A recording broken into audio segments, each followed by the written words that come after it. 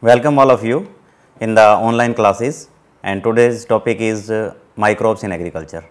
So, first we will discuss what are microbes and what is their role in agriculture. Microbe, any living organism which is having small size, or you can say which is having the size less than 0.1 millimeter in diameter, that organism is known as microorganism. And different groups like bacteria, algae, fungi, viruses, protozoa and some helminths which are having very small size, they are considered as microbes. So, normally microorganisms, they are useful as well as harmful. So, today's lecture is on useful microorganisms and their use in agriculture. So, normally bacteria, algae, fungi, we will have focus on these topics. Bacteria, normally they are rhizobacteria, phylobacteria. The bacteria, they are present everywhere except fire. In fire, they are not able to survive because of very high temperature. The bacteria which are useful for agriculture, we can say there are different groups, and these groups, they can be described as follows. So, rhizobacteria, the bacteria which are present in the rhizosphere. Rhizosphere is the region around the root, or we can say 1 to 2 centimeter soil which is around the root. That region is known as rhizosphere, and that rhizosphere concept was given by Hilter, and that describes that there are so many activities, plant microbial interactions, plant bacterial interactions in that region, that is very much. And phylobacteria, the bacteria associated with the leaves, they are known as phyllosporic bacteria, or you can say the bacteria associated with the leaves of that particular crop or that particular plant. Free living bacteria, the bacteria, they are doing all the processes, they are useful for agriculture, but they are not directly interacting with our crop, or you can say the plant, that is not attracting that bacteria towards its roots. Free living bacteria, then symbiotic bacteria, the bacteria which are having mutualistic or symbiotic relationship with the plants. So, there is give and take, both are benefited. Plant is benefited because it gets nutrients like biological nitrogen fixation. Bacteria is benefited because it gets shelter. In some cases, it is forming the structures like nodules. Associative types, these bacteria, they are very much in contact with the plants. If the plant is there and the bacteria is interacting, you can say that bacteria is fixing biological nitrogen, or you can say that bacteria is useful with respect to that particular plant, because in that case that is having more activities as soon as it comes in contact with that particular plant. In that case, we can say the association is associative type. Then mycorrhiza, this is the combination of fungi and higher plants. Fungi and higher plants, they are also making the associations. This is also a kind of a mutualistic association, and that association, plants, they get nutrients, and the fungi that get shelter, and that is also benefited. So, we can say both are benefited. Rhizobacteria, if we talk of all bacteria which are in rhizosphere of that particular crop or that particular plant, they are doing a lot of activities which are useful for that particular plants, like biological nitrogen fixation. In the atmosphere, there is 78.2% volume by volume nitrogen. That nitrogen is of no use for plants because that is not in available form. The bacteria, they convert it into available forms like nitrate, nitrites, etc. And these bacteria, we can say these are teeny creatures, and these are microbial factories. They convert the atmospheric nitrogen into available form like nitrate and nitrite. Then PSB, in nature, the second element which is required by plants, second most important, and that is the phosphorus. And phosphorus is present in nature in inorganic forms. Like hill areas, mountains, stones, etc. And that can be converted into available forms by bacteria. These bacteria, they are known as phosphate solubilizers. Then phytohormones, there are so many hormones which stimulate the growth of plants like indolestic acid, gibberellin, etc. And these phytohormones, they are also produced by bacteria. These rhizobacteria, they produce phytohormones and they increase the growth of the plant. Nodulation, some bacteria like symbiotic associations, they form the structures like nodules, and they are present in the nodules, and they fix biological nitrogen fixation like rhizobia. Then nutrient uptake, all type of nutrients like major elements, major nutrients, micronutrients, both are provided by these bacteria to the plants. Then siderophores. Siderophore, these are the chelating compounds. The compounds, they can chelate the ions in the vicinity, or you can say if these bacteria which are presenting siderophores, which are producing siderophores, that siderophore can attract the ions, and these ions, they are not available to the pathogens. That is why indirectly they are controlling the pathogens. Biocontrol, this is the process in which one organism is controlling another organism, and in this case also we can say some bacteria, they are producing some substances which control the pathogens. The phytopathogens, they are controlled by the bacteria. Bacteriocins, these are also small peptides, and they are having antimicrobial activities, and the difference between bacteriocins and antibiotics is that antibiotics, they are broad spectrum, they are having high molecular weight, and bacteriocins, they are small peptides, they are having narrow spectrum. You can say they kill the closely related genera, closely related species of bacteria, like Lactobacillus acidophilus is producing bacteriocin, and it is killing Lactobacillus casei, etc. Then biosurfactants, some compounds which are surface active compounds, which reduce the tension, surface tension of water and liquids. So, biosurfactants, they are surface active compounds, and they decrease the surface tension, due to which the availability of nutrients is increased, and the plants, they get more and more nutrients. So, biosurfactants, they are produced by many bacteria. Antifungal metabolites, there are some compounds which can kill the fungi. These bacteria, they produce such compounds which are known as antifungal compounds, and they control the phytopathogenic fungi, or the fungi which is causing so many diseases to the plant. Antibiotics, these are the compounds, as we have discussed earlier, heavy molecular weight, and they are having broad spectrum. One antibiotic, for example, that is produced by Streptomyces, and it can kill many bacteria, or it can kill many fungi. So, one group is producing and another group is being controlled or inhibited. Then ACC deaminase, this is the enzyme which is produced by so many bacteria.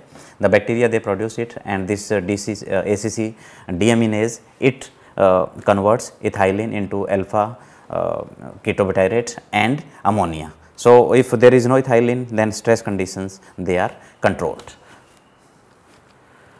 Biological nitrogen fixation, you can see there is 78.2% nitrogen in the atmosphere. That nitrogen is in the N2 form, and that is not available to the plants. The plants, they can utilize like in the various forms like urea, nitrate, nitrite, etc. And these bacteria, they convert this inert nitrogen into the available form, and ultimately that is available to our plants or crop plants. Phosphate solubilization, the inorganic phosphors, that is being converted into the available form of the phosphors, and there are so many bacteria like Bacillus, Pseudomonas, they produce the organic acids, and the organic acids make that inorganic phosphors, or convert inorganic phosphors into available form of the phosphors. Then phytohormones, indolestic acid and gibberellic acid and other phytohormones, they are produced by bacteria. There are so many bacteria which are producing these phytohormones, and they directly stimulate the growth of the plant.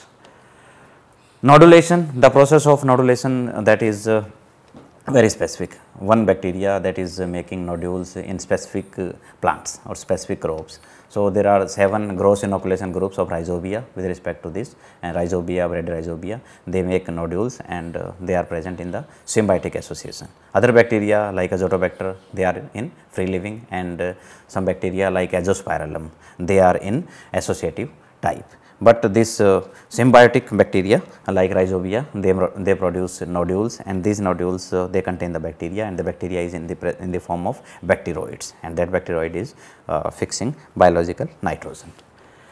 Nutrient uptake, overall different kind of nutrients like major nutrients NPK, and minor nutrients like zinc and boron, they are being made available to the plants. These bacteria, they facilitate directly or indirectly, and they provide these nutrients, or we can say that they increase the uptake of nutrients by plants. Siderophore production. Siderophore, this is different complex compounds like catechols, hydroxycatechols, etc. Siderophore compounds, they are ultimately chelating compounds. They chelate the ions in the in the environment or in the vicinity of the plant, and these ions, they are useful. They can be used as cofactors, etc. for the enzymes which are useful for the plant, which are useful for the bacteria, and the ions which are required by pathogens. So there is scarcity of these ions, because all the ions, they get attracted towards that particular compound, that is siderophore, and phytopathogens, because of lack of these enzymes, they are not able to multiply, and the extent or gravity of the disease caused by that particular phytopathogen or pathogen is decreased. Biocontrol, there are bacteria or organisms which control pathogens directly. So, they are the process is known as biocontrol, and these rhizobacteria, phylobacteria, they act as biocontrol agents. Bacteriocins, there is a little bit difference between bacteriocins and antibiotics. Bacteriocins, they are low molecular weight, antibiotics, they are high molecular weight. Bacteriocins, they are having they are in the form of peptides or proteins, and these antibiotics, they are proteinaceous compounds, and the spectrum of bacteriocin is very narrow, and antibiotics, they are having broad spectrum. Biosurfactants, or you can say surface active compounds, they are very useful, and in agriculture also, because they decrease the surface tension, and if they decrease the surface tension, that surface tension is responsible when the plant is uptaking nutrients, and if surface tension is very less, so you can say uptake increases, and in all spheres of life, you can say agriculture, pharmaceuticals, industrial, biomedical, environmental, food processing, gene delivery, etc. They are very, very useful compounds, and they are produced by bacteria. So, in agriculture also, they are having applications. Antifungal metabolites, the compound, there are various type of compounds which can kill fungi. These compounds, they are produced by bacteria. The bacteria, they are very helpful because they kill the fungi, and they act as biocontrol agents. Antibiotics, you can see any bacteria which is producing antibiotic or not. So, we check it by disc diffusion, as you see, or agar-well diffusion assay, and if there is a clear zone, it means that particular antibiotic is killing that particular organism. That antibiotic is produced by bacteria, and that alone, that is the test organism. So, in agriculture, we can control that particular type of bacteria if it is harmful for agriculture. So, we will enrich the population of bacteria which are very, very useful for agriculture, and they are producing antibiotics or antibiotic like substances like phenazine, that is being produced by Pseudomonas. ACC deaminase, you can see if there is ethylene in the environment, then it affects like biomass is decreased for process of photosynthesis, protein content, activation of stress response genes, soil adherence, yield, etc. They are affected and they are decreased. But if there is ACC deaminase in the environment, it causes the breakdown of ACC complex into alpha ketobutyrate and ammonia, and they are very useful. They increase the biomass, they increase the process of photosynthesis, protein content is increased, activation of stress responsive genes, soil adherence, and ultimately the yield of the crop or the plant is increased. So, the bacteria which are producing ACC deaminase, they are very, very useful with respect to agriculture point of view. There are so many bacteria, they have been isolated, they act as plant growth promoting bacteria, plant growth promoting rhizobacteria or plant growth promoting phylospheric bacteria. So, symbiotic like rhizobia, associative type like azospirillum, free living like azotobacter, and many other bacteria like Pseudomonas, Bacillus, Lysobacter, alkaligens, and different species or different genera of various bacteria which are very useful and which exhibit many properties which are useful for that particular plant, that particular crop. They are plant growth promoters or plant growth promoting bacteria. Then you can say phylospheric bacteria also. Earlier we were thinking that rhizospheric bacteria, they are exhibiting a lot of properties, they are very useful for plants. Phylospheric bacteria equally they are very important, and they can be isolated and characterized. They exhibit various properties like they are having antagonistic activities, they can kill pathogens, they prevent colonization of pathogenic bacteria. Biological nitrogen fixation is performed like rhizobacteria. Biocontrol agents, they produce various compounds which are having antimicrobial in nature. Antibacterial antifungal and antioxidant properties of the compounds, they are being produced by these phyllosporic bacteria. Stress response like acc-deaminase, that is being produced by phyllosporic bacteria. In food safety, in phytohormone production like IAA and hydrocarbons utilization, etc. So, ultimately phyllosporic bacteria, they are also very important in agriculture. We can utilize the properties exhibited by them.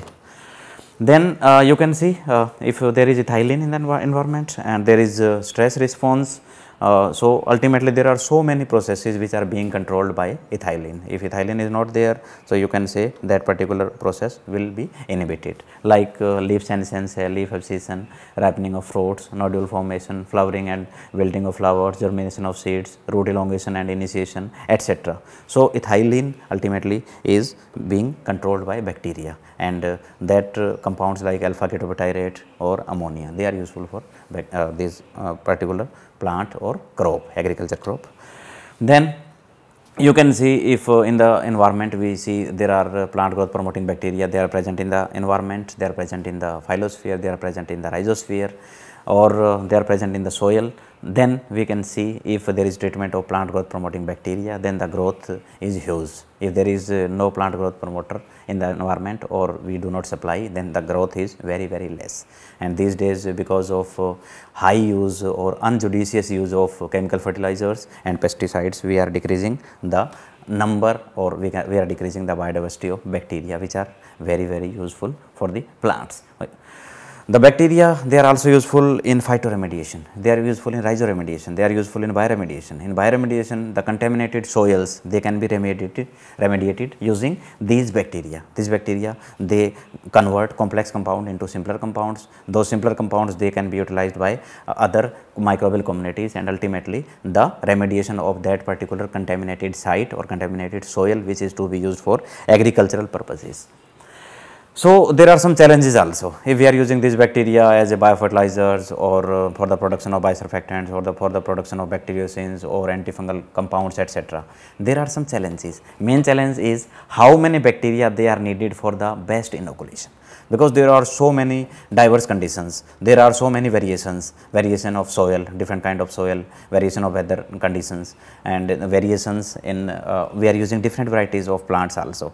So, we have to optimize in each case, specific case should be tackled and specific plant growth promoting bacteria should be optimized for that particular condition, that particular crop. So, that is the main challenge. Second challenge is mobility or motility in the soil. How these bacteria they move. Suppose we are using this bacteria as a bioinoculant and we are using directly in the soil. So, how much time will take in multiplication of that particular bacteria, and how this bacteria will reach towards the roots or rhizosphere of that particular plant, which is very useful and which we have shown. How to inoculate, another challenge. How to inoculate, there are various purposes we can inoculate these bacteria, like we can go for direct seed treatment, or we call it bacterization, or spray of that particular bioinoculant, or addition of these bacteria into the soil directly, so that ultimately this bacteria is being it comes in contact with that particular plant, and that particular plant gets the benefit of this bacteria. So, we can see that there are so many uses of this bacteria, and we can say that there are challenges, and various scientists, various groups, they are working, and ultimately the problems they will be solved, and we will get sustainable agriculture after utilization of these plant growth promoting bacteria. So, we can summarize these plant growth promoting bacteria, rhizobacteria as well as the phyllosporic bacteria. Nitrogen, biological nitrogen fixation is there, hormone production is there, they help in nodulation. If nodules are there, the absence of biological nitrogen fixation increases, nutrient uptake, it is being facilitated, or nutrient uptake is increased when we are using these bioinoculants. Siderophore production is there, acc-deaminase is there, biocontrol is there. So, ultimately there are so many properties, and bacteria which is having maximum properties, out of these properties, that bacteria is known as plant growth promoting bacteria. Earlier we were using the word biofertilizers. So, we have elaborated this biofertilizer into plant growth promoting bacteria. Thank you.